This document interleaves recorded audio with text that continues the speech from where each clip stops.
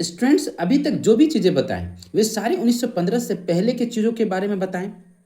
अब स्टूडेंट गांधी जी 1915 में सत्याग्रह के आइडिया को लेकर इंडिया आए। अब स्टूडेंट्स हम अब आपको ये बताएंगे कि 1915 से 1918 के बीच में क्या हुआ।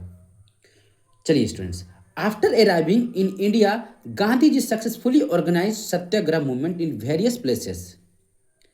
स्टूडेंट्स उन्होंने देश के डिफरेंट डिफरेंट पार्ट्स में सत्याग्रह मूवमेंट चालू किए।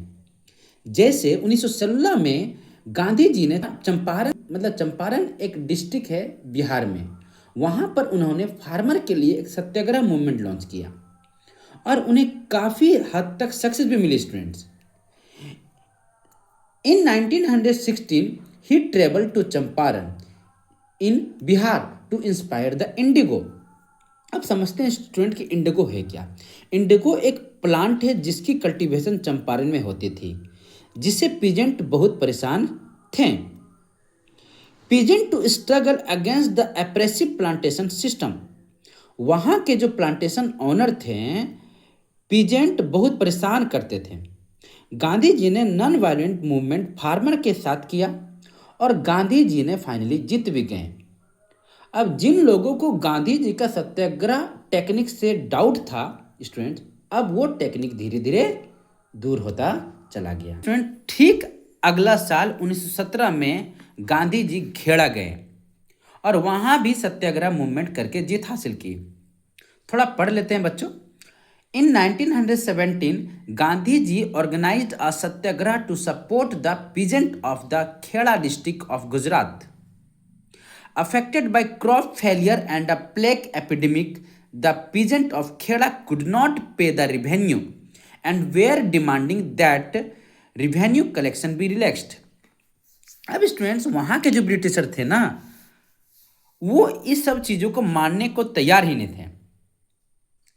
तब फिर क्या, गांधी जी ने फिर से पीसफुल नॉन वायलेंट सत्याग्रह मूवमेंट किया और फिर उनको सक्सेस, इस सत्याग्रह में फिर से उनको सक्सेस मिल गया।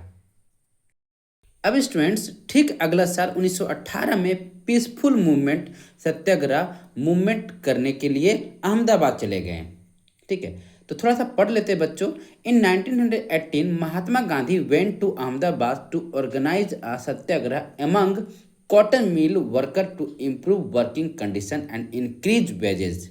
ठीक है स्टूडेंट, देखो स्टूडेंट, ये 3 साल में 3 मूवमेंट महात्मा गांधी जी ने किए हैं। ठीक है, और तीनों आपको याद होनी चाहिए। चलो बता बेटा, 1916 में चंपारण सत्याग्रह, 1917 में खेड़ा और 1918 में अहमदाबाद। ठीक है, ये सारे मूवमेंट देखा जाए तो नॉन वायलेंट था बच्चों, और सारे में सफलता गांधी जी को मिली, है ना। अब स्टूडेंट क्या होता है कि गांधी जी का जो सत्याग्रह आइडिया जो था, वो सुनने में अच्छा नहीं लग रहा था लोगों को, लेकिन एक्चुअली में ये आइडिया काम तो कर दिया, है ना। और फिर लोगों को धीरे धीरे ट्रस्ट डेवलपमेंट होना स्टार्ट हो गया। अब ये सत्याग्रह जो मूवमेंट था बच्चों, ये पूरा इंडिया में लागू किया गया। ठीक है, और जैसे जैसे दिन बीतता चला गया, लोगों को जब पता चला गांधी जी के बारे में कि वो एक लीडर है जो सत्याग्रह आंदोलन, सत्याग्रह मूवमेंट को यूज करके और उस सत्याग्रह मूवमेंट में सक्सेस पा रहे हैं, तो लोगों को और भी क्या होने लगा, विश्वास होने लगा कि नहीं, अब महात्मा गांधी जी ही जो है जो ब्रिटिश रूल से हमें आज़ाद करवाएंगे। ठीक है, तो आपको समझ में आया बच्चों।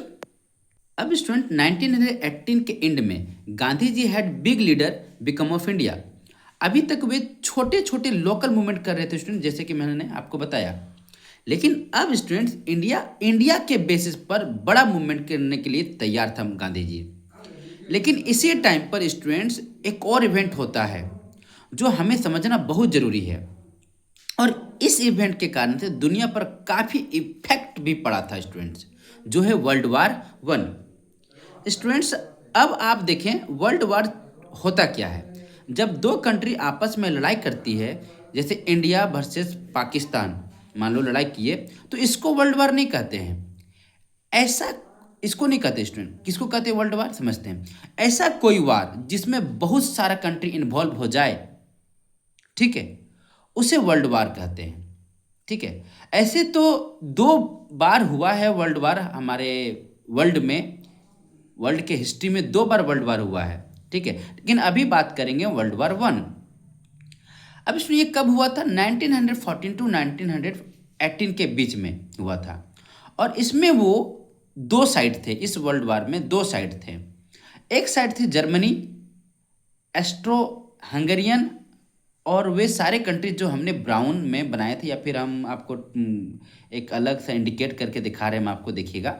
ठीक है, दूसरे साइड में हमने लाइन से इंडिकेट किए हुए हैं।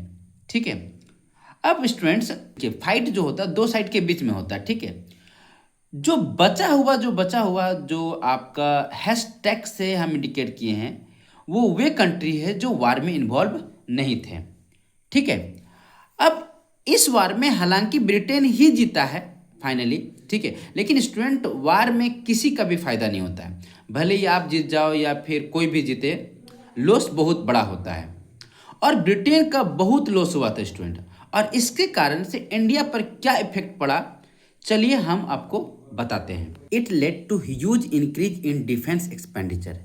देखो बच्चों, लड़ाई करने में पैसा खर्च होता है, और ब्रिटेन का डिफेंस पर जो एक्सपेंडिचर जो था वो बढ़ गया वर्ल्ड वार के कारण से। ठीक है, अब आगे पढ़ते स्टूडेंट, देखो, which was financed by war loans and increasing taxes. अब देखो स्टूडेंट्स कि ब्रिटिशर ने डिफरेंट डिफरेंट जगहों से लोन उठा लिए थे। ठीक है, अब देखो कि ब्रिटिश अब जिन जिन कंट्री पर रूल्स करते थे, तो वहाँ के लोगों का टैक्स क्या कर दिए? बढ़ा दिए, क्योंकि उन्होंने क्या उठा लिया था? लोन। ठीक है, अब लोन लेने पर क्या हुआ? टैक्स बढ़ा दिए, तो ज़्यादा टैक्स कलेक्ट करने लगे ब्रिटिशर लोग, है कि नहीं? अब देखिए, customs duty were raised and income tax introduce. और फर्स्ट टाइम ब्रिटिश ने इनकम टैक्स वर्ड का इंट्रोड्यूस करवाया इंडिया के लोगों के पास। इससे पहले ये वर्ड नहीं था। ठीक है, अब देखो, जब लोगों से ज़्यादा टैक्स कलेक्ट करेंगे तो लोगों क्या होगा? लोग क्या होगा? डिससेटिस्फैक्शन होंगे, है ना? अब देखो, through the war years prices increase. ठीक है, इन टैक्सेस के कारण इंडिया में प्राइस बढ़ गया, छोटे मोटे बड़ी चीज़ों पर प्राइस बढ़ गया। ठीक है, doubling between 1913 and 1918 leading to extreme hardship for the common people. अगर देखिए किसी चीज़ का प्राइस बढ़ता है तो ज़्यादा इफेक्ट किसको होता है? कॉमन लोगों पर। तो कॉमन लोगों को बहुत ज़्यादा दिक्कत होने लगा, क्योंकि हर चीज़ का उनको पैसा ज़्यादा देना पड़ता था। बात समझ में आ रहा है कि नहीं? तो वो हम आपको बताना चाहते हैं, देखिएगा, सुनिएगा। देखो, ये जो फाइनेंशियल जो प्रॉब्लम हो रहा था लोगों को, वो कहाँ से हो रहा था?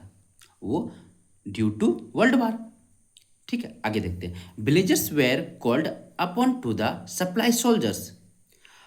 देखो स्टूडेंट्स कि ब्रिटेन को अब क्या करनी है? लड़ाई करनी है, तो वो सोल्जर कहाँ से लाए? तो अब देखो, अब जहाँ जहाँ पर ब्रिटिश रूल करता था, वहाँ के लोगों को डायरेक्ट क्या किया?